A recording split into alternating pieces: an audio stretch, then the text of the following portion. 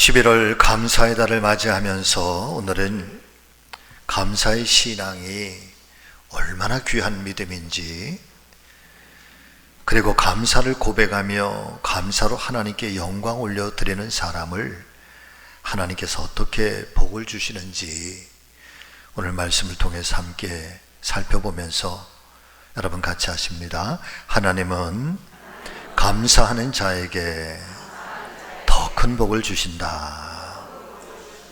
아멘. 말씀의 제목으로 함께 은혜 받는 귀한 시간이 되기를 간절히 소망합니다. 첫 번째로 정말 우리가 하나님께 복을 받기를 원하신다면 반드시 이 믿음을 간직하시기를 바랍니다.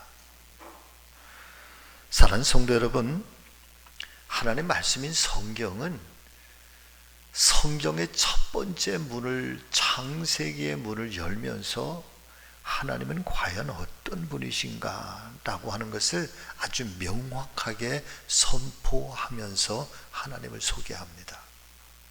하나님은 어둠을 밝히시는 하나님, 혼돈과 무질서의 카오스의 세상을 질서로 아름답게 만드신 하나님, 천지와 만물을 창조하시면서 하나님 보시기에 정말 아름다웠다, 하나님 기뻐하셨다. 그러시고 사람을 만드시면서 가장 첫 번째 사람을 만드시면서 그 사람에게 주시는 축복이, 여러분, 만물을 아름답게 하나님 뜻대로 잘 다스리라고 하는, 그리고 땅에 충만하라고 하는 축복인 줄로 믿습니다. 그 성경이 하나님에 대해서 소개를 하면서 하나님은 우리에게 복 주시기를 원하신 하나님, 복의 근원이신 하나님, 또 우리가 하나님을 믿고 하나님을 따르고 살아가면서 하나님께 우리가 큰 은혜와 복을 받기를 간절히 소원하는 그런 믿음이 우리에게 있다고 한다면, 하나님은 주시기를 원하시고 우리는 받기를 원한다고 한다면, 자, 그렇다면 우리가 이 하나님의 은혜를 받기 위해 어떤 믿음이 있어야 되는 걸까? 이 믿음이 있어야 되는데, 저를 따라서 하세요. 무조건 현실에 대하여 범사에 감사할 것을, 뭐 할 것을? 감사할 것을 결심하라. 마음에 결심하라. 마음에 나는 무조건 하나님께 감사할 거야, 작정하라는 거야. 어떤 상황, 어떤 현실이든지.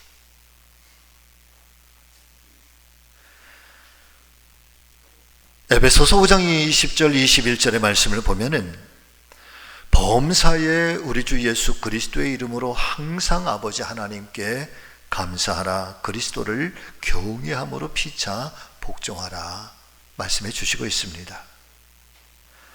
그런데 사도 바울의 이 말씀을 보면은 마음에 걸리는 대목이 하나 있는데, 그것은 바로 범사에라는 말씀과 항상이라는 말씀인 것입니다.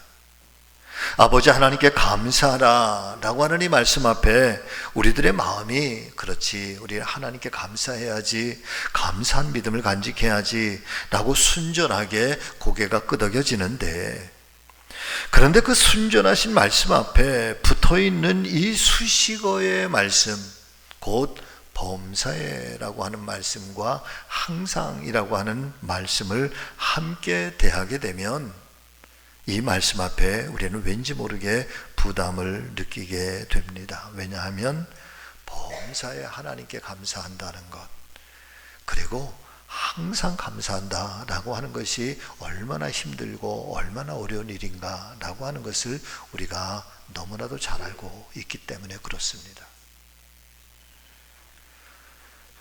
사랑하는 여러분, 범사라고 하는 말은 모든 일들, 예외 없는 모든 일들, 어떤 형편에 있든지 또 어떤 일들을 당하든지 이 모든 것들을 통틀어서 여러분 범사라고 말하죠. 좋은 일만 아니라 때로는 속상한 일, 때로는 마음에 지치고 상하는 일들, 내가 원치 않는 일들, 이런 모든 것들까지 여러분 다 범사라고 표현을 합니다. 그리고 항상이라고 하는 말은 시종일관, 처음부터 끝까지 어떤 상황을 만난다고 할지라도 변함없이, 그리고 흔들리지 않고 그렇게 감사하라고 하는 뜻이 범사에, 그리고 항상 감사하라 라고 하는 의미일 것입니다. 하나님 말씀인 성경과 또 오늘 사도 바울은 그렇게 예수 그리스도의 이름으로 우리가 하나님께 감사를 하는데 범사에 감사하고 항상 감사할 것을 오늘 우리에게 말씀해 주시고 있습니다. 물론 사도 바울의 신앙이 워낙 철두철미하고 또 철저하기 때문에 그런 분이시니까, 그런 분이 말씀을 하셨으니까 이런 말씀을 주신 것이지 라고 여러분 그런 생각도 한편 들기도 하지만, 그렇다면 왜 바울은 하나님께 감사하라 라고 하는 말씀을 그냥 순전하게 그 말씀을 끝나지 아니하고 거기에 범사에 그리고 항상이라고 하는 이 수식어를 붙이면서 하나님께 감사해야 될 것은 완전하면서도 철저해야 되는 것이고 예외가 없는 것이어야 되고 변함이 없이 없어야 되는 것이고, 그리고 어떤 상황 어떤 일들 앞에서도 그렇게 감사해야 될 것을 바울은 왜 강조하고 있는 걸까? 결론부터 미리 말씀을 드리면 범사에 그리고 항상 하나님께 감사하는 사람을, 여러분 저의 표현입니다, 하나님은 절대 부끄럽지 않게 하신다. 기도하는 사람 하나님 부끄럼 당하지 않게 하십니다. 믿으시면 아멘. 하나님을 부여잡고 오늘도 예수의 이름을 부여잡고 그렇게 선포하면서 당당하게 살아가는 사람들, 때로는 삶의 연약함도 있고 아픔도 있고 힘겹고 어렵지만은 그러나 그 하나님의 이름을 부르면서 하나님 앞에 엎드려 주 예수 그리스도의 이름을 부여잡고 기도하면서 사는 사람들, 여러분 하나님 절대 부끄럼 당하지 않게 하십니다. 그리고 이렇게 범사에 감사하는 사람들, 항상 감사하며 그렇게 하나님의 이름을 높여드리는 사람들은 여러분 반드시 하나님께서 복 주시고, 심지어는 그 사람의 주변 모든 환경들까지도 지켜주시고 보호해 주시겠노라. 이것이 하나님의 약속이기 때문에 그렇습니다. 요한복음 6장의 말씀을 보면은 그 유명한 오병이어의 기적에 대한 말씀을 성경은 우리에게 증거를 해주시고 있습니다. 하루는 예수님께서 갈릴리 해변 그 디베아리아 광야까지 나가셔서 말씀을 증거하시게 되는데, 요한복음 6장도 그렇고 또 마태복음, 누가복음도 그렇고 공관복음서에 또 제4복음서에서 그렇게 똑같이 이 기사를 증거를 해주시고 있는데, 많은 사람들이 예수님을 따랐다. 많은 사람들이 예수님을 따랐다. 그리고 이른 아침부터 늦은 시간까지 예수님의 말씀이 계속되었다. 자, 그러다가 날이 저물어서 해가 저물기 시작하는데 성경의 말씀은 굉장히 중요한 하나의 단어를 우리에게 소개를 해주시고 있습니다. 그것은 군중들이 허기지게 되었다라고 하는 말이에요. 또 다른 표현은 배가 고파졌다, 그런 표현이에요. 저마다 허기진 상태가 되었어요. 배고픈 상태가 되었어요. 그때 알고 계신 것처럼 안드레가 어린아이의 도시락, 보리떡 5개, 물고기 2마리, 이 오병이어를 가지고 예수님께 가지고 왔을 때 예수님께서 그것을 높이 들어 축사하신 후에 그리고 나누어주기 시작하는데, 여러분 남자만 5,000명을 먹이고도 12광주리가 남겨진 이 엄청난 사건, 이 엄청난 기적을 가리켜 성경은 오병이어의 기적이라고 일컬어지고 있는 것입니다. 이 말씀에 대해서 참 많은 사람들이 여러 가지 각도에서 이 말씀을 해석하고 말씀을 복음으로 선포를 합니다. 어떤 분은 지식적으로, 어떤 분은 철학적으로, 어떤 분은 과학적으로. 자, 그런데 저는 있는 그대로 이 말씀을 살펴보고자 합니다. 특별히 우리가 이 오병이어의 기적의 사건 중에서 가장 관심을 가지고 살펴보아야 할 말씀이 있다면 바로 이 말씀이라고 저는 사료가 됩니다. 요한복음 6장 10절과 11절 말씀인데 여러분 같이 읽겠습니다. 예수께서 이르시되 이 사람들로 앉게 하라 하시니 그곳에 잔디가 많은지라 사람들이 앉으니 수가 5,000명쯤 되더라. 그 다음 말씀, 예수께서 떡을 가져 뭐 하신 후에 축사를 하셨다.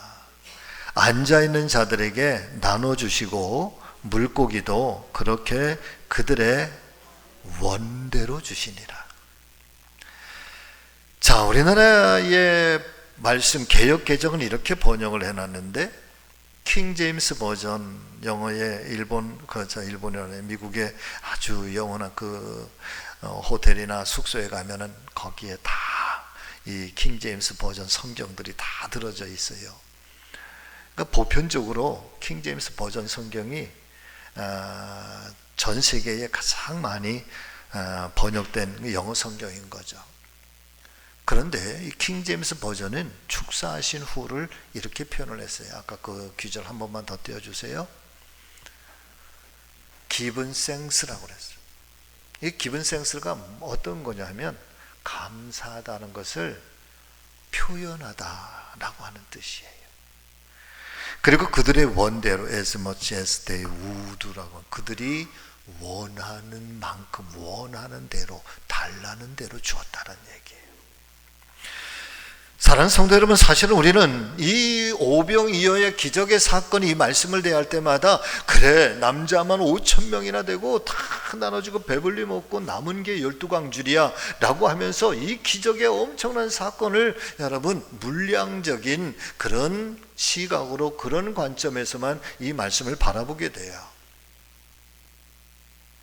자, 그런데 성경은 이 예수님 일으키신 이 오병이어의 기적의 사건을 단순하게 그냥 그렇게 많은 사람들이 먹었다, 그것도 배불리 먹었다, 그리고 12광주리가 남았다, 이 메시지로 끝나는 걸까?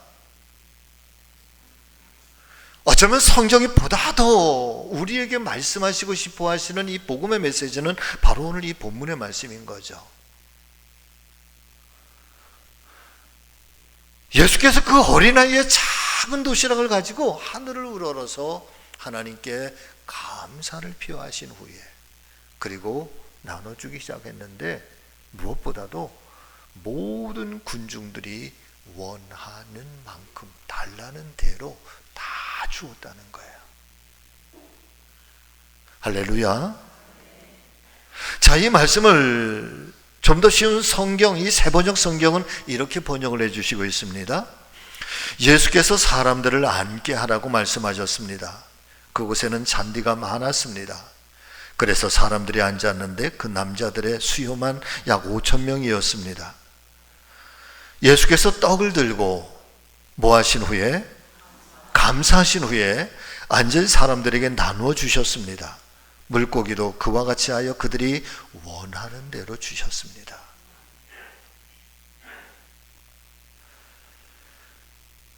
사실은 이 떡을 들어서 하나님 앞에 감사하신 후에 그들이 원하는 대로 주었다. 사랑하는 성도 여러분, 그리고 아까도 말씀을 드렸지만 이 오병이어의 기적의 사건 중에서 우리가 잘 기억해야 될 단어가 한마디 있다고 한다면 군중들이 날이 저무니 그들이 허기진 후에 허기졌다라고 하는 말이거든요. 자, 어쩌면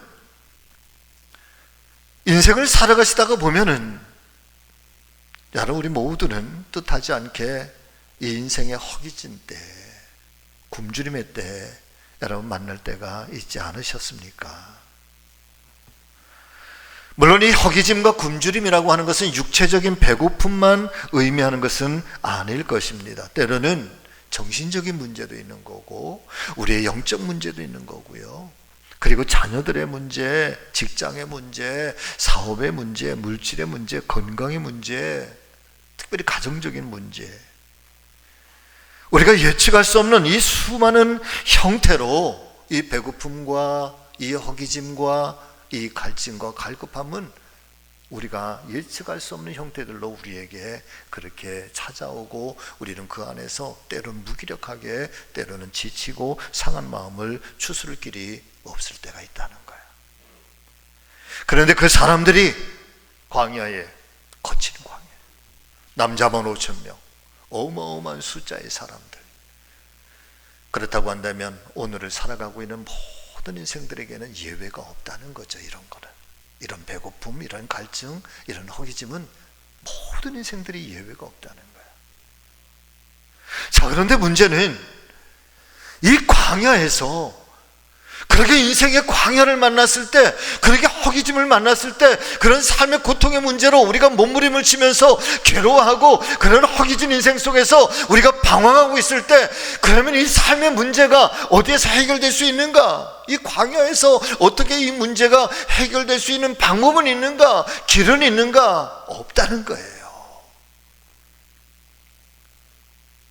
우리가 어디에 가서 이 많은 사람들을 먹일 수 있는 떡을, 그리고 물을, 음식을 구할 수가 있습니까? 이 사람들만 먹이려고 해도 200데나리온이나 됩니다. 여러분, 200데나리온이라고 하는 게 어마어마한 숫자예요. 그게 오늘날 치면 한 4억, 5억 정도 되는 돈이에요. 제자들이 그게 무슨 돈이 있어요? 돈 가지고 해결될 수 있는 문제가 아니라는 거죠.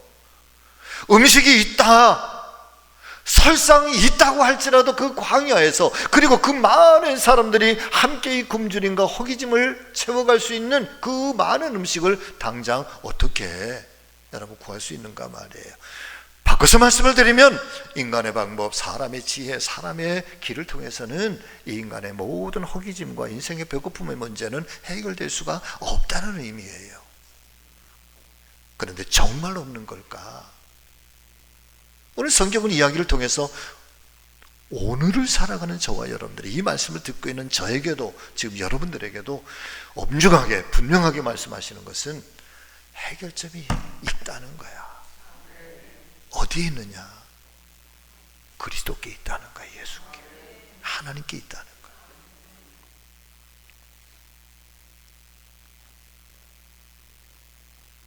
그 수많은 군중 중에는 학자도 있었을 것입니다.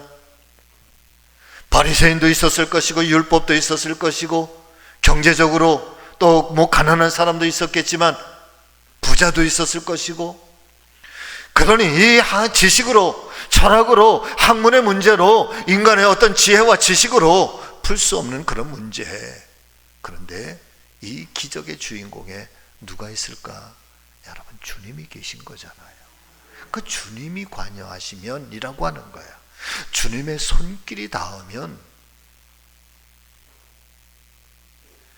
사랑 믿음의 우리 성지가족 여러분, 어쩌면 오늘 살아가는 저와 여러분들 가운데서도 이런 인생의 허기짐과 이런 배고픔은 어떤 형태로든 우리 안에, 우리의 가정 속에, 내 인생 속에 여러분 고민이 되고, 때로는 눈물이 되고, 때로는 아픔이 되고, 그럴 수도 있을 것입니다.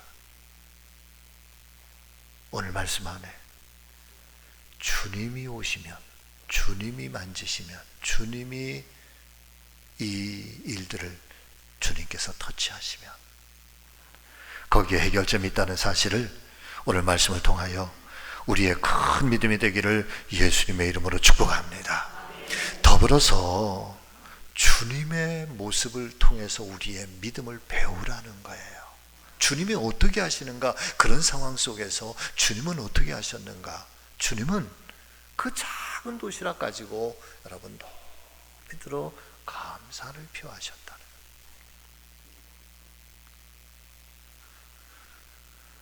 어쩌면 주님의 이 모습 속에서 우리의 믿음은 여러분 함께 배우기를 원하는 건 바로 그거죠. 우리가 가진 것, 비록 작고 보잘것없는 것, 이거 가지고 어떻게 할 수 있겠는가? 여러분, 그 많은 사람들이 이 어린아이의 도시락이 예수님 손에 들려졌을 때 뭐라고 그랬겠어요? 애에게 저걸 가지고 뭘 어떻게 하라고, 저게 뭐 어떻게 하려고. 여러분, 조롱하지 않았겠어요? 오늘도 기도하면서, 오늘도 주님 예수 그리스도를 의지하며 바라보면서 하나님 나를 긍휼히 여겨달라고 하는 우리의 작은 믿음, 믿지 않은 세상 사람들이 보면서 애에게 어떻게 하려고.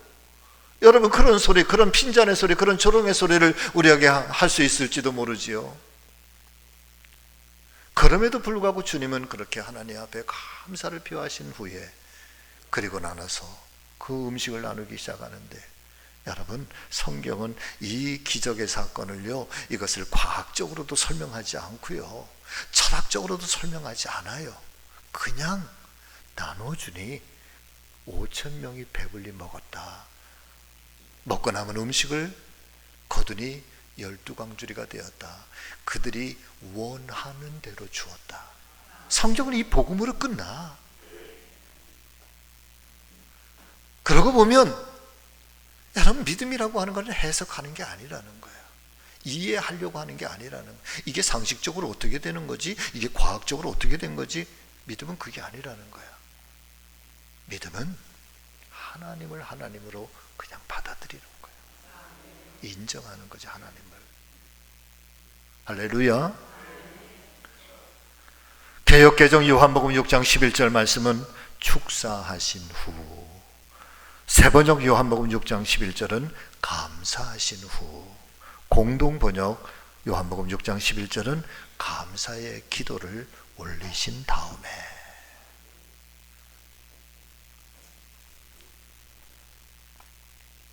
사랑 믿음의 성도 여러분, 이 말씀을 통해서 우리가 깨닫게 되는 은혜가 무엇일까요? 첫 번째는요, 같이 하십니다. 감사만 했는데 원하는 대로 먹을 수 있었습니다. 두 번째, 감사만 했는데 먹고 남는 풍요가 있었습니다. 세 번째, 감사만 했는데 문제가 해결이 되었습니다. 네 번째, 감사만 했는데 하나님의 기적이 일어났습니다. 아멘. 여러분, 감사만 했는데 원하는 대로 먹을 수 있었어요. 감사만 했는데 먹고 남는 풍요가 있었어요. 감사만 했는데 문제가 해결이 되었어요. 감사만 했는데 하나님께서 기적을 베풀어 주셨어요. 감사만 해도 기적이 일어난다는 사실을, 일어날 수 있다는 사실을 여러분, 오늘 저와 여러분들의 믿음이 되기를 바랍니다. 그러니까 나는 오늘 무조건 나의 모든 현실에 대해서 범사에, 그리고 항상 감사하리라 작정하기를 주의 이름으로 축복합니다. 감사는 우리가 하는 거고요, 역사는 하나님이 일으키시는 거예요. 자, 두 번째, 하나님은 감사하는 자에게 더 큰 감사를 베풀어 주신다. 믿으시면 아멘. 자, 22절과 23절의 말씀인데 여러분 같이 읽습니다. 하나님을 잊어버린 너희여, 이제 이를 생각하라. 그렇지 아니하면 내가 너희를 찢으리니 건질 자 없으리라. 감사로 제사를 드리는 자가 나를 영화롭게 하나니 그의 행위를 옳게 하는 자에게 내가 하나님의 구원을 보이리라. 아멘. 자, 오늘 이 시편 50편의 말씀을 여러분 한번, 오늘 돌아가시면 한번 천천히 이렇게 한번 상고하시고 묵상해 보시기를 바랍니다. 하나님께서 시편 50편의 말씀에 뭐라고 얘기를 하는가 하면, 너희가 나에게 숫소의 고기를 가져왔지. 제가 간략하게 말씀드린 이런 거예요. 너희가 숫소의 고기를 가지고 와서 나에게 예배를 드렸지, 번제를 드렸지. 너희가 염소의 피를 가지고 와서 나에게 제사를 드렸지. 그러나 너희가 아는 대로 이 온 우주 만물은 내가 창조주, 내가 주인이 아니냐. 온 우주에 있는 숫소, 짐승들, 어린 양들, 염소, 모든 하늘과 땅의 모든 것들이 다 내 것이 아니냐. 그런데 내가 너희가 가져온 이 숫소의 고기를 내가 입으로 먹겠느냐, 염소의 피를 내가 마시겠느냐. 여러분, 하나님이, 우리가 고기를 가져오면 하나님 고기를 드시는 분이세요? 우리가 좋은 음료수 가져다 드리면 하나님 음료수 드시면서 시원하다 그러시는 분이세요? 그게 아니라는 거예요. 그래서 너희들이 가져온 이 제물에는 아무런 문제가 없다. 너희들이 수수의 고기를 가져오고 염소의 피를 나에게 가져왔는데, 그런데 내가 그것을 먹겠느냐, 그것을 마시겠느냐, 그러시면서 뭐라고 말씀을 하시는가 하면 감사로 제사를 드리는 자가. 이 말씀의 의도 속에는 너희가 나에게 찾아와서 예배를 드리고 번제를 드리고 좋은 그런 훌륭한 제물을 가지고 나에게 오지만 나는 그거 먹는 사람, 나는 그런 먹는 여호와가 아니다. 그런데 내가 이 제물을 기뻐하지 않으신다는 거야. 왜? 그 안에 마음이 없기 때문에 그렇다는 거예요. 무슨 마음? 하나님께 감사하는 마음이 없기 때문에.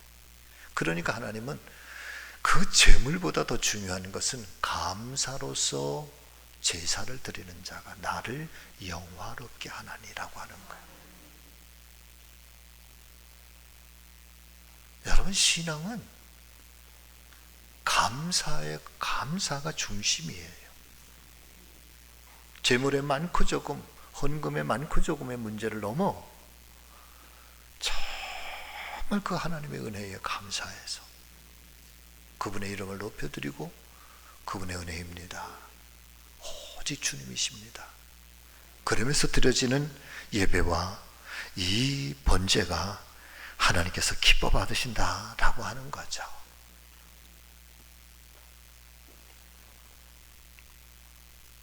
서울대 미대를 나왔습니다.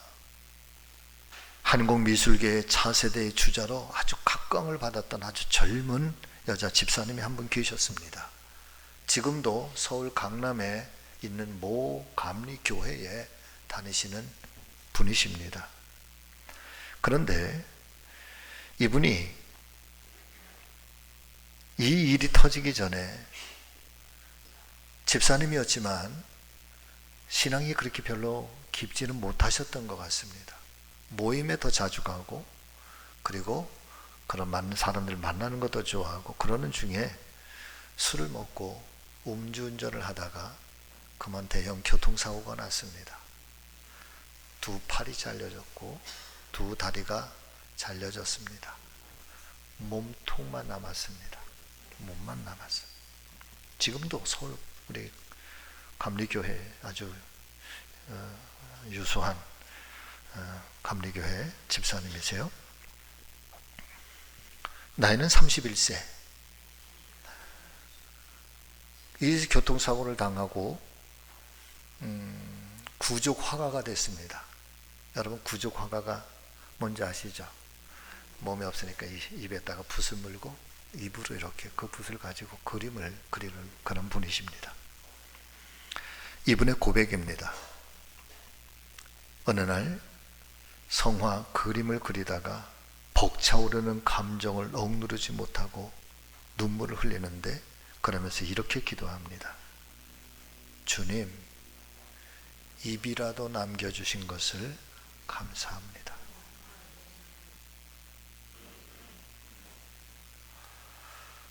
자, 여러분, 이게 두 팔과 두 다리가 다 성해서, 그래서 은혜 받고 성령에 감동받아서 신앙이 생겨서 고백하는 게 아니에요. 사고로 음주운전이니 누구를 또 탓해요. 돌이킬 수 없는 두 팔 다 잘려지고 두 다리 잘려지고 몸통만 남아 31살 이 젊은 집사님, 젊은 여인이 그 상황에서 그림이 좋아서 여전히 그림을 그리는데, 그림을 그리면서 울컥하는 마음이 있어서 그 자리에서 붓을 놓고 기도하는 것. 주님, 입이라도 남겨주셔서 감사합니다. 자, 사랑 믿음의 성도 여러분, 만일 저와 여러분들이 이런 상황에 처해 있다고 한다면 우리는 과연 이 기도할 수 있을까? 주님, 입이라도 남겨주셔서 감사해요. 여러분, 이 기도할 수 있을까?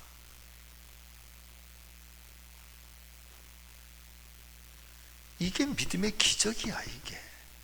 이게 신앙의 신비인 거예요. 상황을 뛰어넘고 현실을 뛰어넘고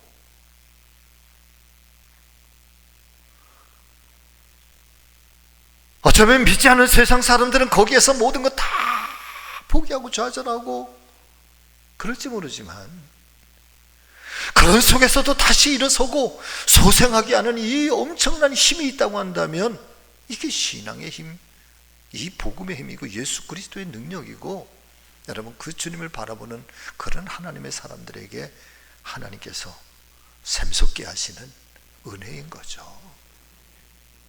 이걸 어떻게 철학적으로, 지식적으로, 심리적으로 어떻게 표현하느냐 말이에요. 이걸 어떻게 이해하느냐 말이에요.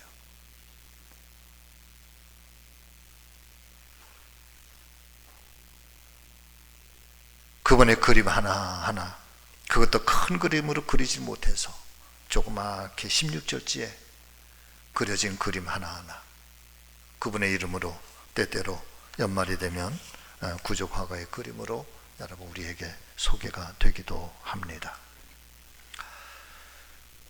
11월 감사의 달을 맞이하면서 우리의 감사의 신앙을 여러분 다시 한번 다른 사람 말고요, 내 믿음에 나는 어떤 감사의 기적을 가지고 살아가고 있는지 한번 나를 깊이 살펴보고 다시 회복할 수 있는 그런 충만한 은혜가 우리 성지 가족들 한 분 한 분마다 일어나기를 저와 여러분들의 가슴에서 뜨겁게 용솟음 치기를 예수님의 이름으로 축복합니다.